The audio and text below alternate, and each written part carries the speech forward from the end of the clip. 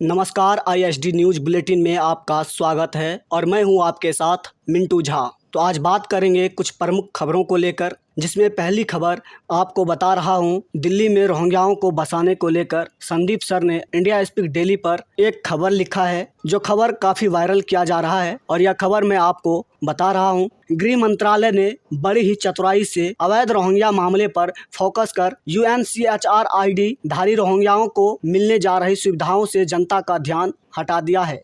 रोहिंग्याओं को दिल्ली में बसाने के केंद्रीय मंत्री हरदीप पुरी के बयान पर हिंदुओं के आक्रोश को देखते हुए गृह मंत्रालय को लगातार ट्वीट कर अपना बयान जारी करना पड़ा है। लेकिन इस बयान में आधा सच्चाई ही पेश किया गया है और इसे भी केंद्र वर्सेस दिल्ली सरकार बनाकर मुद्दे को राजनीति में बदल दिया है। जबकि मंगलवार की बैठक में दोनों सरकारों के अधिकारी मौजूद थे। सवाल है, क्या केंद्रीय मंत्री हरदीप पुरी ने झूठा बयान दिया? सरकार इस पर मौन क्यों है? क्या मंत्री के झूठ बोलने पर कोई कार्रवाई होगी? कार्रवाई छोड़िए, 8 घंटे बाद भी उनका ट्वीट यथावत मौजूद है। हरदीप पुरी ने अभी तक ट्वीट डिलीट नहीं किया, क्योंकि हरदीप पुरी भी सत्य बोल रहे हैं। यहाँ प्रश्न उठता है, कैसे? ज्ञात हो कि शहरी आवास मंत्रालय हरदीप पुरी के ही पास है। दिल्ली के बक्करवाला गांव में जिन फ्लैटों को रोहिंग्याओं को आवंटित किया जाना है, उसके मंत्री हरदीप पुरी ही हैं। इसमें सुविधाएं उपलब्ध कराने का काम केजरीवाल की दिल्ली सरकार का है और सुरक्षा उपलब्ध कराना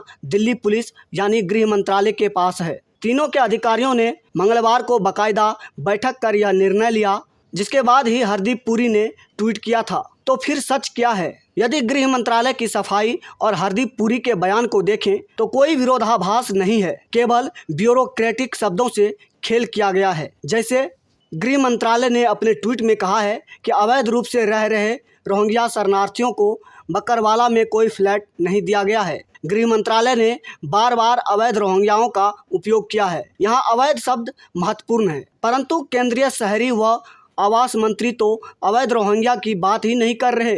हरदीप पुरी उन रोहिंग्याओं को बसाने की घोषणा कर रहे हैं जिनके पास संयुक्त राष्ट्र शरणार्थी उच्चायुक्त यानी UNHCR की विशिष्ट ID है और जिनका विवरण सरकारी रिकॉर्ड में दर्ज है।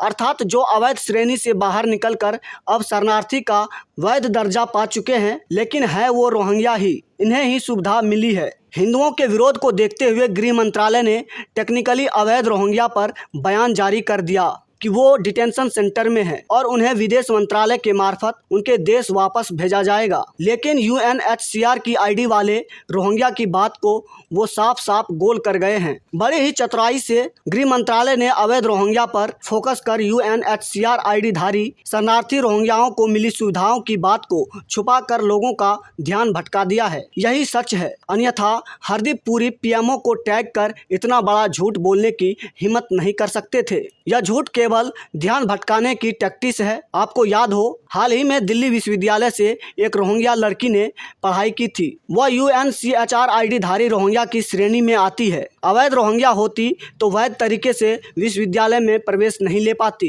केंद्र और दिल्ली सरकार ने जिन UNHCR ID धारी रोहिंग्याओं को सुविधा देने की घोषणा की है, वह उसी लड़की वाली श्रेणी है। लेकिन चालाकी करते हुए अवैध रोहिंग्याओं को सुविधाएं नहीं दी कह जनता को दिग्भ्रमित कर दिया गया है। शायद इसी को राजनीति कहते हैं।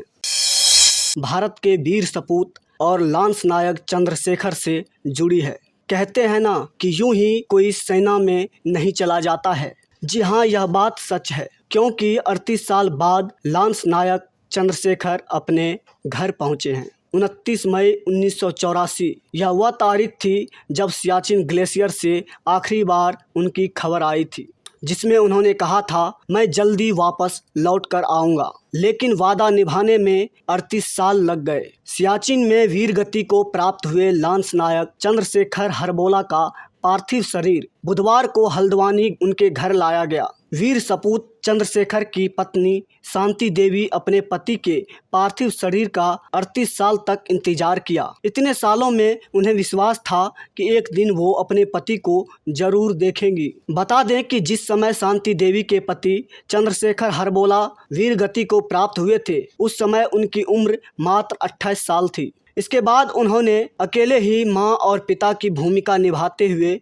दोनों बेटियों का लालन पालन किया। वहीं सेना की ओर से भी उन्हें मदद दी गई। जिस वक्त पिता का साया सिर से उठा, दोनों बेटियां बहुत छोटी थी। बड़ी बेटी की उम्र उस समय सिर्फ 4.5 साल और छोटी बेटी की उम्र सिर्फ 1.5 साल की थी। चंद्रशेखर की पत्नी शांति देवी ने बताया कि वह साल 1984 में आखिरी बार घर आए थे। उस दौरान उन्होंने जल्दी वापस आने का वादा किया था, लेकिन वादा पूरा ना हो सका। वीर सपूत चंद्रशेखर हरबोला ने पत्नी से किए वादे को निभाने के बजाय देश के लिए अपना सर्वोच्च बलिदान दे दिया।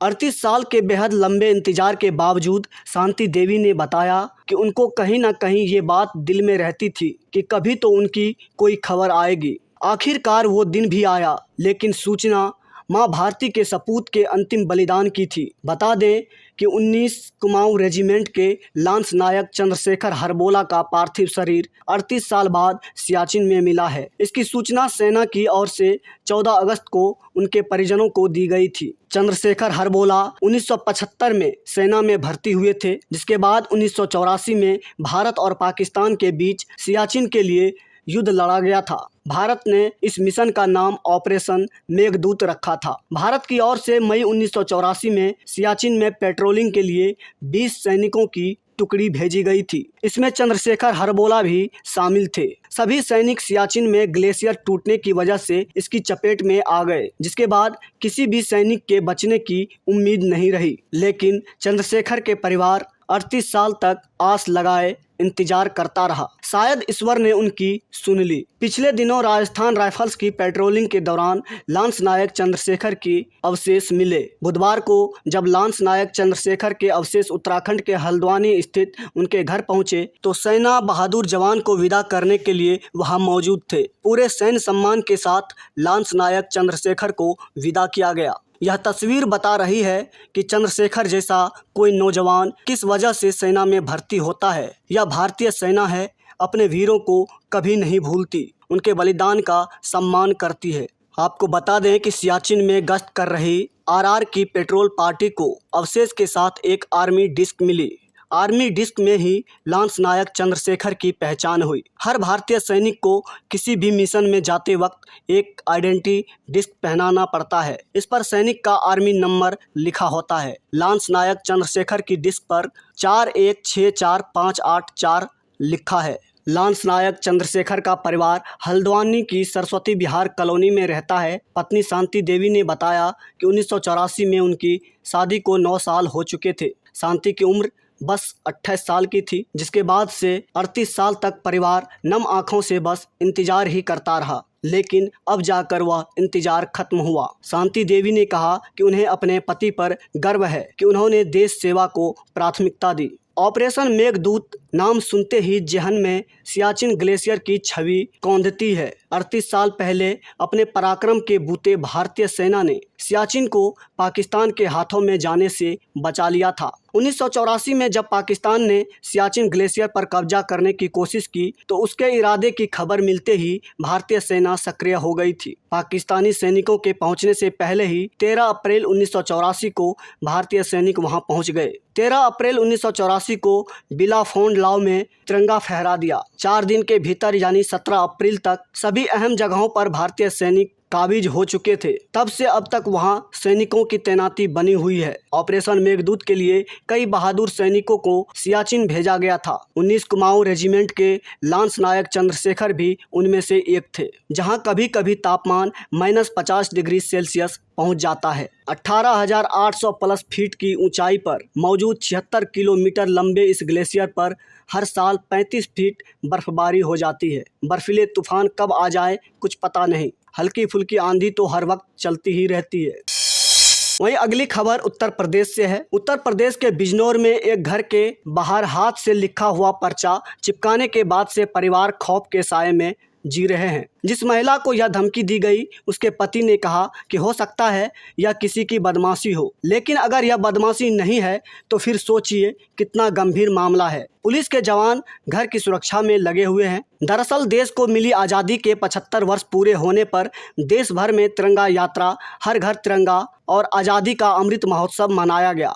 लोगों ने तिरंगे भी बांटे। उत्तर प्रदेश के बिजनौर जिले में तिरंगा बांटने पर एक युवक को जान से मारने की धमकी दी गई है। धमकी में युवक का सिर कलम करने की बात कही गई। वहीं धमकी देने वाले युवक ने आतंकी संगठन ISIS से जुड़े होने का दावा किया है। बिजनौर के कीरतपुर थाना क्षेत्र के अंतर्गत बुधपाड़ा गांव के रहने वाले अरुण कश्यप की पत्नी को जान से मारने की धमकी मिली है। हाथ से लिखी चिट्ठी में कहा गया है कि वह आतंकी संगठन ISIS से जुड़ा हुआ है। धमकी देने वाले शख्स ने सिर कलम करने की बात कही है। पुलिस ने मामले में मुकदमा दर्ज कर लिया है। पुलिस की तरफ से पीड़ित परिवार को सुरक्षा मुहैया करा दी गई है। मुकदमा दर्ज करने के बाद पुलिस मामले की जांच में जुट गई है। वहीं बुधपाड़ा निवासी अरुण कुमार उर्फ अन्नू हलवाई, जिसकी पत्नी आंगनबाड़ी में कार्यरत है। अरुण के 3 बच्चे भी हैं, 2 बेटे और 1 बेटी है। दरअसल अरुण के बेटे आकाश ने रविवार को घर के बाहर दीवार पर चिट्ठी चिपकी देखी थी। बेटे के बताने पर अरुण ने चिट्ठी पढ़ी और घबरा गए। चिट्ठी में लिखा गया है, अन्नू तुझे बहुत घर घर तिरंगा देने की खुशी है, अब तेरा भी सर तन से अलग करना पड़ेगा। ISIS के साथी अरुण ने पुलिस को सूचना दी। सोमवार को स्वतंत्रता दिवस संपन्न होने के बाद शाम को पुलिस ने केस दर्ज कर लिया। क्रूर आतंकवादी संगठन के नाम से मिले चिट्ठी मिलने के बाद पुलिस ने एहतियात के लिए उनके परिवार को सुरक्षा मुहैया करा दी है। 12-12 घंटे की शिफ्ट में 4 कांस्टेबल तैनात कर दिए गए हैं। ACP city doctor Praveen Ranjan के मुताबिक दोषियों को पकड़ने के लिए 6 टीमों का गठन किया गया है। पुलिस राइटिंग से जानकारी जुटा रही है। चिट्ठी हाथ में लिखी हुई है। लिखावट में कई गलतियां हैं, जिनसे अनुमान लगाया गया कि धमकी देने वाला पढ़ा लिखा नहीं है, उसे हिंदी भी ठीक से लिखनी नहीं आती। पुलिस को यह शरारती तत्वों की हरकत दिख रही है, लेकिन परिवार डरा हुआ है। अरुण ने कहा कि धमकी भरी चिट्ठी घर की दीवार पर चिपका मिलने के बाद से घर में हर कोई बहुत परेशान है। आतंकी संगठन के नाम से पत्नी का सिर कलम करने की धमकी दी गई है। मान लेते हैं कि यह किसी की तरफ से बदमाशी की गई हो, लेकिन अगर यह खेल नहीं बल्कि सच निकला तो क्या होगा। अगली खबर बिहार से है। बिहार में महागठबंधन की सरकार बनने के बाद मंत्रालय का बंटवारा भी हो गया। मंत्रालय में सबसे अधिक मंत्री राजद के बनाए गए, लेकिन मंत्रालय के बढ़ते ही कानून मंत्री बनाए गए राजद नेता MLC कार्तिकेय सिंह को लेकर विवाद खड़ा हो गया है। दरअसल कार्तिकेय सिंह के खिलाफ कोर्ट से अपहरण के मामले में वारंट जारी किया जा चुका है। 16 अगस्त को उन्हें सरेंडर करना था, लेकिन वे कोर्ट में पेश नहीं हुए, जिसके चलते अब विपक्ष हमलावर हो गया है। वहीं जब इस मामले के बारे में कार्तिकेय सिंह से पूछा गया तो उन्होंने कहा कि मैंने चुनाव आयोग में हलफनामा पेश किया है, इसमें मेरे खिलाफ कोई वारंट नहीं है, सब कुछ स्पष्ट है, मीडिया में चल रही बात अफवाह है। दरअसल साल 2014 में राजीव रंजन की 2014 में किडनैपिंग हुई थी। इसके बाद कोर्ट ने इस मामले में संज्ञान लिया था। राजीव रंजन की किडनैपिंग मामले में एक आरोपी बिहार के कानून मंत्री कार्तिकेय सिंह भी है, जिनके खिलाफ अदालत ने वारंट जारी किया है। उन्हें 16 अगस्त को पेश होना था, लेकिन वे उस दौरान शपथ ले रहे थे। कार्तिकेय सिंह ने अभी तक ना तो कोर्ट के सामने सरेंडर किया है, ना ही जमानत के लिए अर्जी दी है। वहीं जब इस मामले में बिहार के मुख्यमंत्री नीतीश कुमार से पत्रकारों ने सवाल पूछा तो उन्होंने कहा कि उन्हें इस मामले की कोई जानकारी नहीं है। उन्होंने कहा कि मैं इस बारे में पता करूंगा, फिर जवाब दे सकूंगा। बिहार के पूर्व उप मुख्यमंत्री और राज्यसभा सांसद सुशील कुमार मोदी ने कहा कि अगर कार्तिकेय सिंह के खिलाफ वारंट था तो उन्हें सरेंडर कर देना चाहिए था, लेकिन उन्होंने कानून मंत्री के रूप में शपथ ली है। मैं नीतीश से पूछता हूं कि क्या वह बिहार को लालू के जमाने में वापस ले जाने की कोशिश कर रहे हैं। कार्तिकेय सिंह को तत्काल बर्खास्त किया जाना चाहिए। कार्तिकेय सिंह के कानून मंत्री के रूप में शपथ लेने से बिहार की सियासत गरमा गई है। मुख्य विपक्षी पार्टी भाजपा ने नीतीश कुमार पर जोरदार हमला बोला है। भाजपा ने कहा कि जंगल राज वापस लौट आया है। भाजपा ने कहा कि नीतीश कुमार सब जानते थे, लेकिन फिर भी कार्तिकेय को कानून मंत्री बनाया गया। बता दें कि कार्तिकेय सिंह को बाहुबली नेता अनंत सिंह का करीबी माना जाता है। जानकारी के मुताबिक अनंत सिंह जेल में रहने के दौरान कार्तिकेय मास्टर ही मोकामा से लेकर पटना तक उनका कारोबार देख रहे थे। अनंत सिंह कार्तिकेय को मास्टर साहब कहकर बुलाते हैं। कार्तिकेय पहले छात्रों को पढ़ाते थे, लेकिन अनंत सिंह के करीब आने के बाद वे राजनीति से जुड़ गए। कार्तिकेय सिंह भी मोकामा के रहने वाले हैं और उनके गांव का नाम शिवनार है। कार्तिक मास्टर की पत्नी रंजना कुमारी लगातार 2 बार से मुखिया हैं।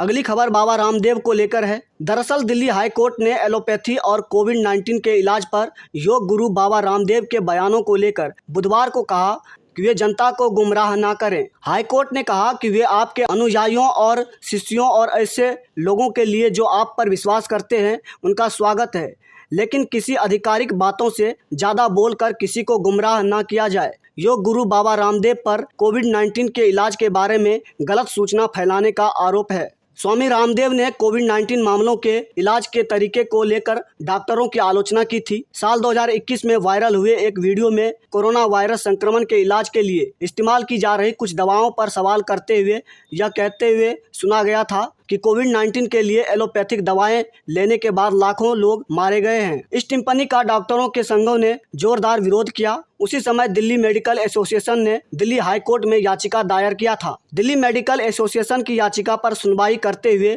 जस्टिस भंबानी ने कहा, मेरी चिंता आयुर्वेद के अच्छे नाम और प्रतिष्ठा को बचाने की है। मेरा उद्देश्य है कि एलोपैथी के खिलाफ किसी को गुमराह नहीं किया जाना चाहिए। कोर्ट ने आगे कहा कि यह कहना कि मैं वैक्सीन नहीं लूँगा यह अलग बात है, लेकिन यह कहना कि वैक्सीन को भूल जाओ यह बेकार है, लेकिन इसे ले लो एक अलग बात है। इंडियन मेडिकल एसोसिएशन ने स्वामी रामदेव को एलोपैथी और एलोपैथिक डॉक्टरों के खिलाफ उनकी कथित टिप्पणी के लिए मानहानि का नोटिस दिया था, जिसमें उनसे 15 दिनों के भीतर माफ़ी मांगने की मांग की गई थी, जिसमें विफल रहने पर उसने कहा कि वह योग से 100 करोड़ रुपए की मुआवजे की मांग करेगा। दिल्ली हाईकोर्ट ने पिछले साल बाबा रामदेव को एक नोटिस भी भेजा था।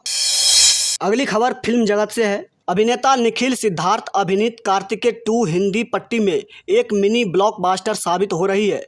रिलीज के 4 दिन बाद ही फिल्म के शोज में बढ़ोतरी होने लगा है। 53 स्क्रीन पर रिलीज हुई कार्तिकेय 2 को अब 1575 से अधिक स्क्रीन पर दिखाया जा रहा है। इतना ही नहीं, फिल्म हिंदी बॉक्स ऑफिस पर भी धमाल मचा रही है। कार्तिकेय 2 के हिंदी संस्करण ने जहां ओपनिंग डे पर 7 लाख रुपए का कलेक्शन किया था, वहीं 4 दिनों बाद फिल्म ने हिंदी बेल्ट में 2.15 करोड़ रुपए कमा लिए हैं। जबकि लाल सिंह चड्ढा और रक्षाबंधन दोनों के कलेक्शन की बात करें, आमिर खान और अक्षय कुमार की फिल्में बॉक्स ऑफिस पर लगातार खराब प्रदर्शन कर रही है। लाल सिंह चड्ढा और रक्षाबंधन ने रिलीज के 6 दिन बाद भी क्रमशः 48.33 करोड़ रुपए और 36.57 करोड़ रुपए की ही कमाई की है। एक तरफ जहां कार्तिकेय 2 हिंदी बेल्ट में 2 करोड़ रुपए का आंकड़ा पार कर चुकी है, वहीं लाल सिंह चड्ढा 6 दिन में दक्षिण भारत में 1 करोड़ रुपए तक के आंकड़े को छू नहीं पाई।